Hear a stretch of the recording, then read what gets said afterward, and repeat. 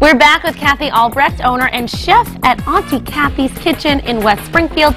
We're making a twist on the classic burger. We're making beet burgers, not beef burgers. Yes, that's correct. It's true. We're an F away. So tell us how we get started if we want to make these at home. Okay, well, again, like with our salad, a lot of these things like veggie burgers and salads are very interchangeable. This one happens to be the most popular at the cafe, and beets you can get pretty much any time of year, but right now, again, they're all fresh at the farmers markets. We have some nice local carrots, again, our red onions, we have some fresh basil, we have some fresh spinach, and we also brought back some more goat cheese, because I know, Seth, you like the goat cheese. I'm surprised there's any left on the salad after I went to town on it. And basically what I've also done today, too, is I brought some white beans and I brought some cooked quinoa, and both of these we can use as binders as opposed to an egg or a breadcrumb, because they do have a little more protein and fiber.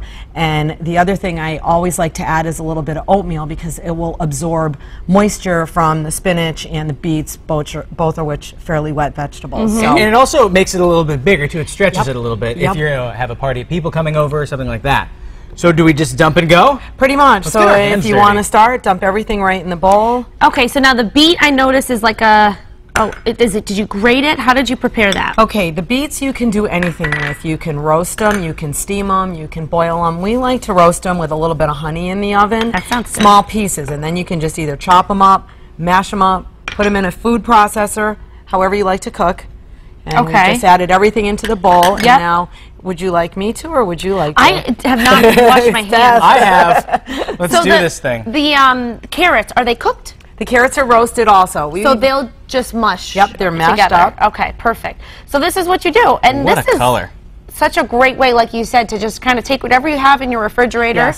I mean, obviously it won't be a beet burger without the beets, but to add it all together. That's a good, I was going to suggest that, because if you like cheese, you can actually put the cheese right in the burger. And not on top. Yeah. All right, let's see if we can get one. Now, we have one here that's already finished. Right, and this is what your finished product will look like. And now, again, this is after you've had a bit of absorption from the oatmeal, so yours might sit for a while. Yeah, let it sit for a little while. Put it in the refrigerator. Sometimes I find that's very helpful. And then we put it in a pan. Everything's cooked already. So everything's cooked. You put it in a pan, and the beet burger will brown up a little more because beets have a little higher sugar content. So if you get a lot of brown on your beet, that's why. And then after that, we're going to take it and we're going to put it right here. We have a nice toasted. This is a homemade gluten-free grain bun, and we've got some more fresh lettuce and red onion, and we have some homemade pickles, which we make at our cafe also, and those are local cucumbers. And now, roughly how many minutes on each side would you say for something like this? I'm going to say maybe about 3 or 4 if you get a nice brown, and if they're thin enough, they'll heat up really quick. Yeah, and you don't have to worry about it being undercooked. Everything is already cooked for you, so... Just brown it up. Now, how did you make this such a perfect circle? Is there a secret? No.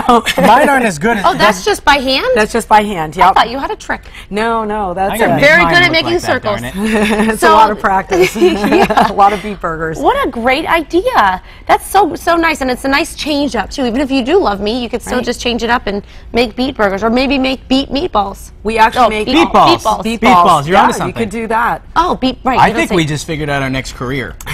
I don't know about that. Or Beet Kathy. balls. That's what Kathy can do. Thank you so much for sharing these recipes. Well, thank you very much for having me on today. It was great. They looked, I haven't tried them yet, but they're just beautiful. All the colors, they're vibrant. Well, I can just tell they're going to taste good. You can dig in while I'm telling everybody about a rare humpback whale, which was spotted